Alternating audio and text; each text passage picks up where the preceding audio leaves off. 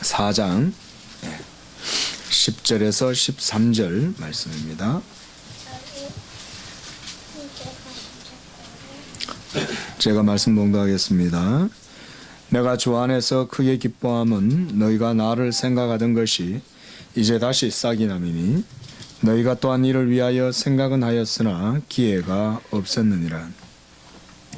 내가 궁핍함으로 말하는 것이 아니니라. 어떠한 형편에든지 나는 자족하기를 배웠노니 나는 비천에 처할 줄도 알고 풍부에 처할 줄도 알아. 모든 일 곧 배부름과 배고픔과 풍부와 궁핍에도 처할 줄 아는 일체의 비결을 배웠노라.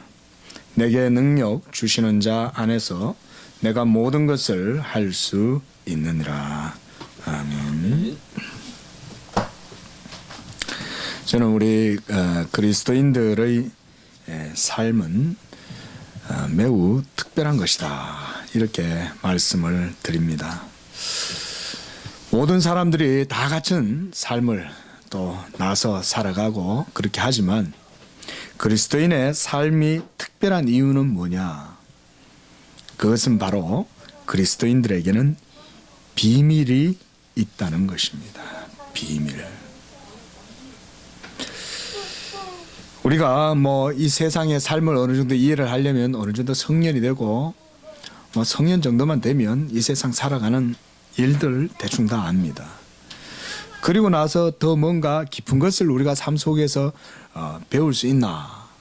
그러려면 이제 좀 더 깊이 있게 옛날 현자들, 철학자들 이런 사람들의 책을 접하기도 하고, 아니면 더 깊이 있는 어떤 사상들, 지식을 접하려고 찾아보고 노력하겠죠.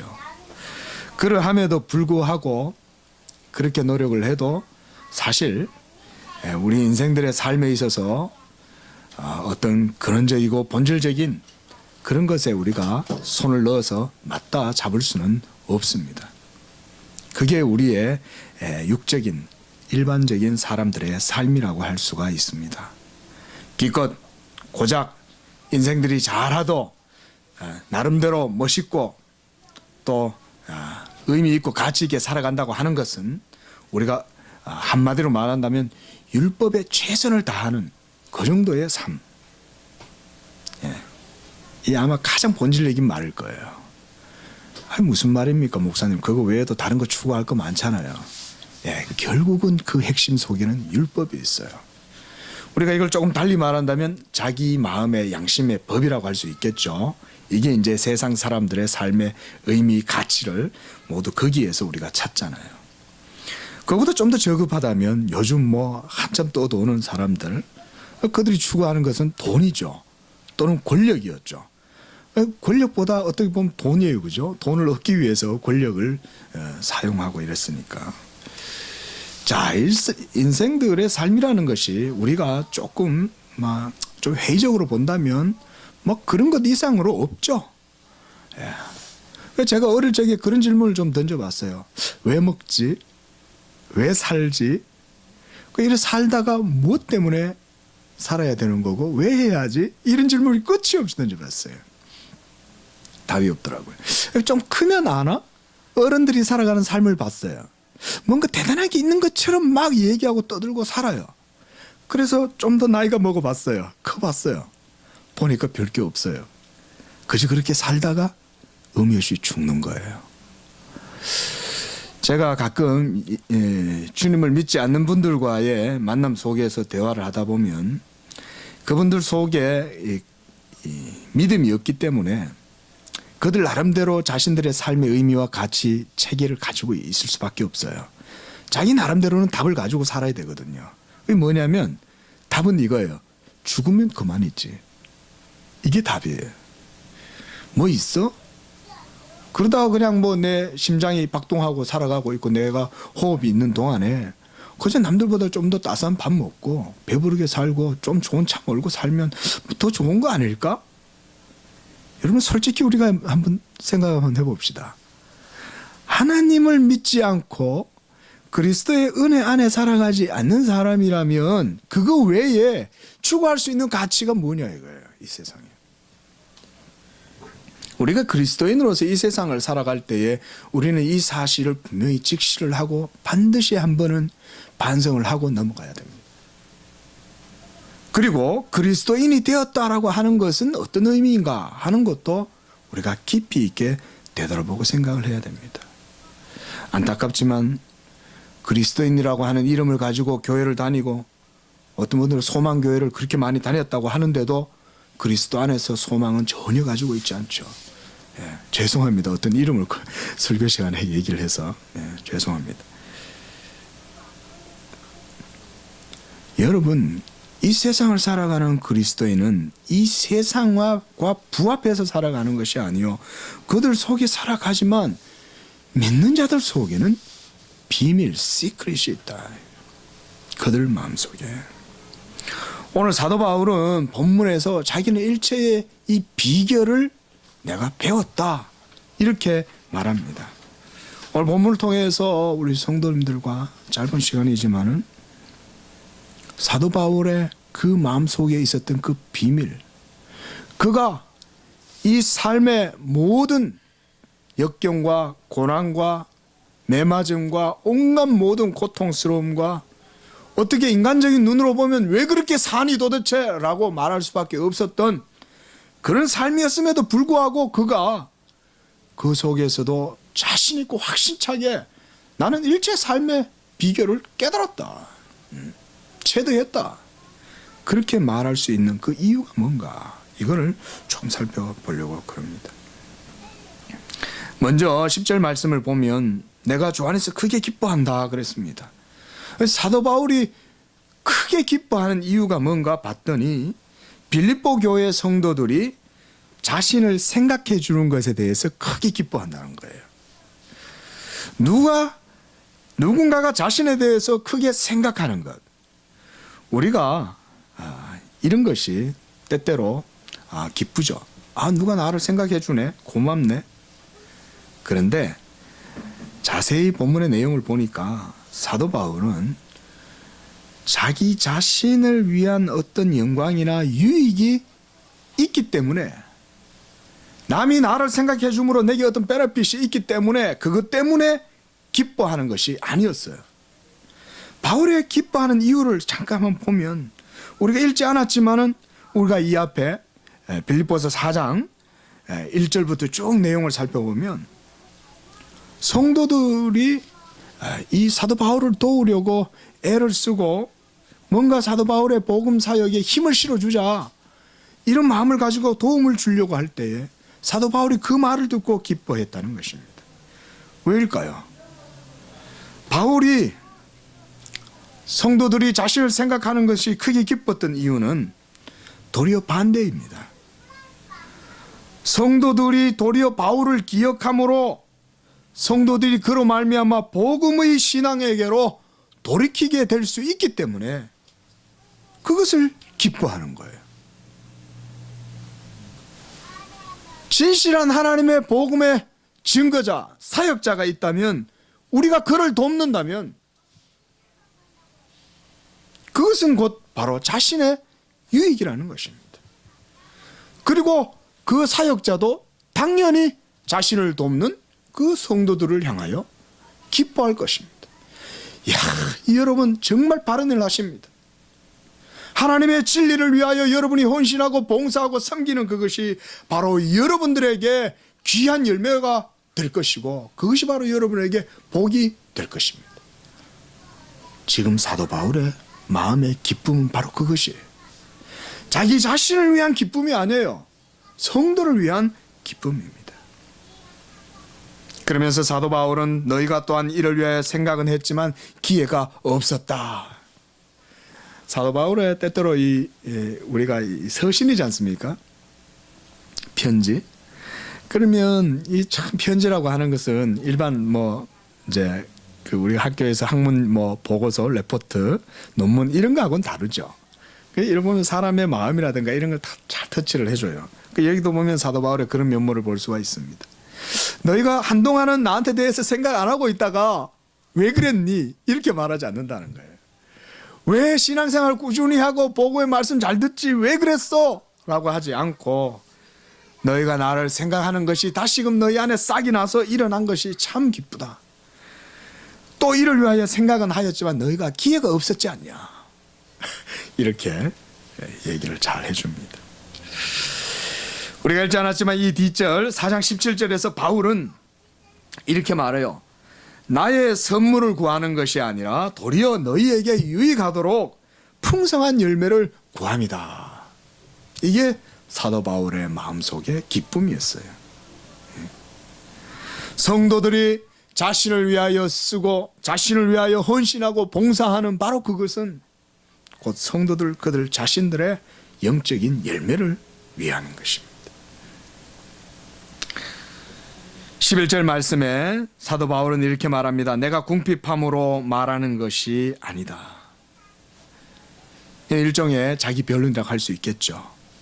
반드시 어떤 사람은 아유 저렇게 얘기하는 거 보니까 뭐 주머니에 돈 다 떨어졌나 보지. 예? 더 달란 소리네.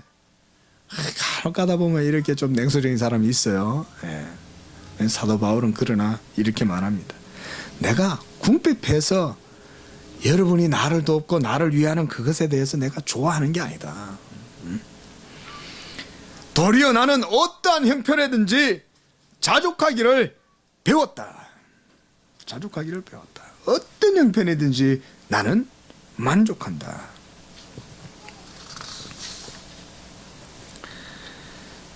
우리가 누군가를 바라볼 때 여러분 기억하십시오. 반드시 어떤 틀 속에서 그 사람을 바라봅니다.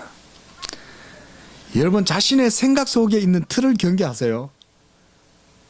그 틀은 여러분 자신이 살아오시는 삶 속에서 스스로 만든 것일 수도 있겠지만 때때로 우리의 사회가 제공해주는 틀일 수도 있습니다.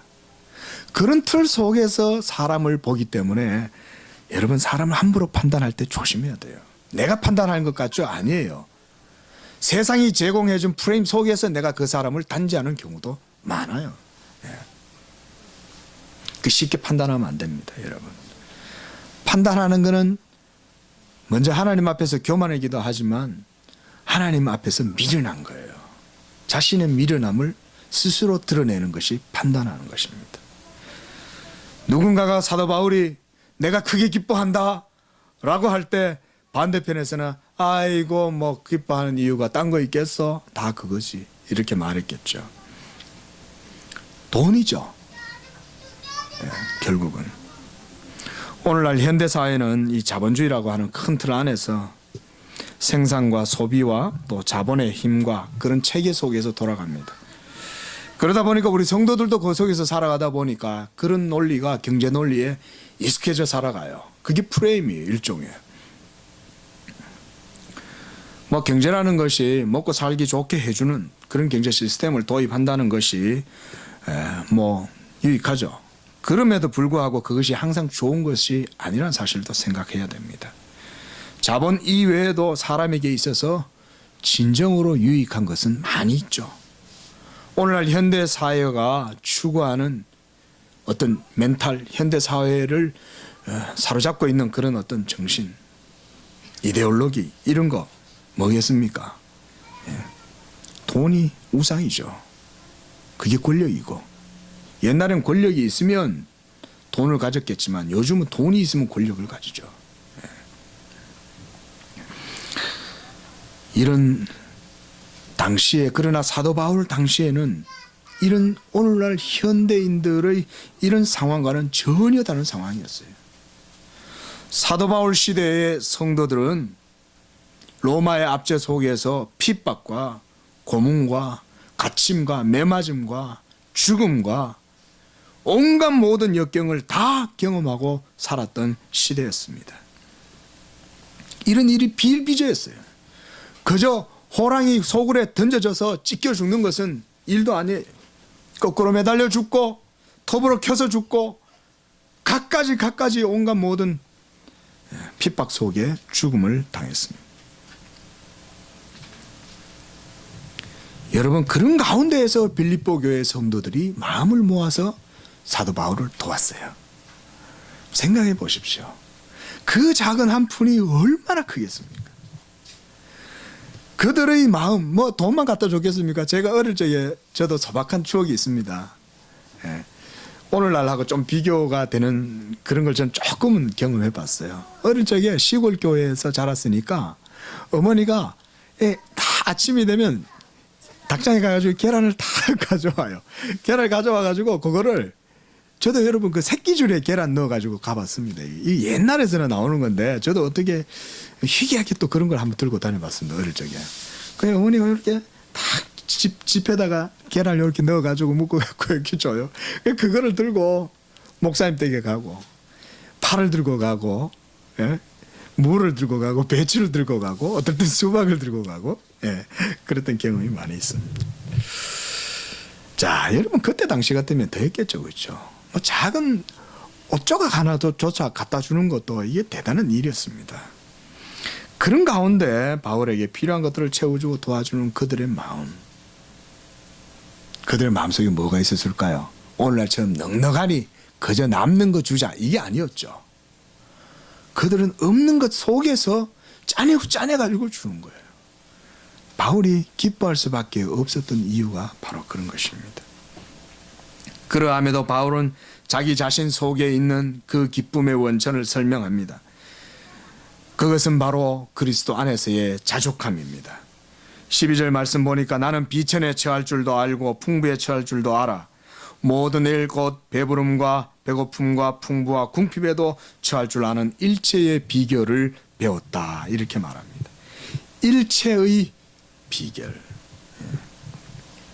바울은 자신이 궁핍해서 이런 말을 하는 것이 아니요, 도리어 어떤 상황 가운데에서도 본인은 인내하고 견뎌낼 수 있는 그런 영적인 내공을 갖고 있다고 말합니다. 영적인 내공, 조금 표현이 좀 생소합니다, 그렇죠? 예, 영적인 내공, 뭐 어떻게 생각하면 우리가 그렇게 쓸 수도 있겠습니다. 우리 그리스도인들은 세상 사람들이 소위 말하는 내공, 그거 가지고 있어요. 그 내공의 본질은 세상 사람들이 말하는 것과 전혀 다른 거예요. 그리스도인들이 가지고 있는 이 영적인 내공이 뭐냐? 그것이 있기 때문에 사도 바울은 일체의 비결을 배울 수 있었던 거예요. 그리고 어떤 형편에 처하든지 그 속에서 평정심을 잃지 않고 소위 세상 사람들이 말하는 그런 중용, 좌로나 우로나 치우치지 아니하고 어떤 상황에 따라서 일희일비하는 그런 모습이 아니라 항상 자기 마음을 어떤 것에 기대어 평정심을 유지하면서 살아갈 수 있는 거예요. 부할 때뿐만 아니라 빈핍할 때, 궁핍할 때에도 그 속에서도 만족할 수 있는, 저는 오늘 이 말씀을 좀 준비하면서 오늘 또 마침 1월 1일이잖아요. 그래서 우리 십자가제일 교회 성도님들 그런 마음을 좀 가져봤습니다. 이 한 해에 우리가 어떤 형편에 처하든지 그리스도 안에서 이 일체의 비밀을 깨달은 사도 바울의 마음으로 우리가 한 해를 또한 건강하게 살았으면 좋겠다. 예.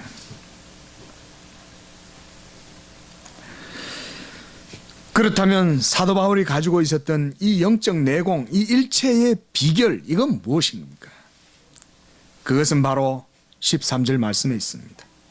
사도 바울은 내게 능력 주시는 자 안에서 내가 모든 것을 할 수 있다고 고백합니다. 그리스도 예수 안에서 모든 것을 할 수 있다. 여기서 그리스도 예수 안에서란 곧 복음의 은혜와 능력, 이것은 곧 십자가의 도에 튼튼히 훈련되고 서 있는 것을 말합니다. 그리스도인의 삶에 있어서 십자가는 그 중심입니다. 십자가 없는 그리스도의 삶은 아직 껍데기입니다. 무늬만 그리스도인입니다.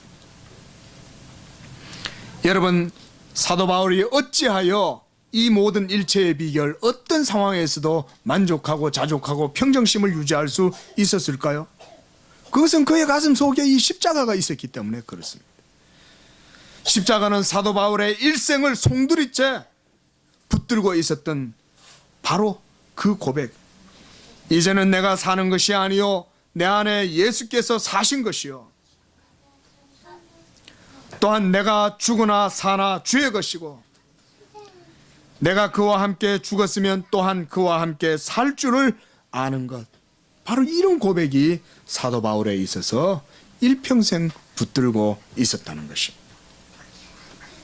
그리스도는 나를 위하여 죽으셨을 뿐만 아니라 나의 의와 생명이 되기 위하여 다시 살아나셨습니다.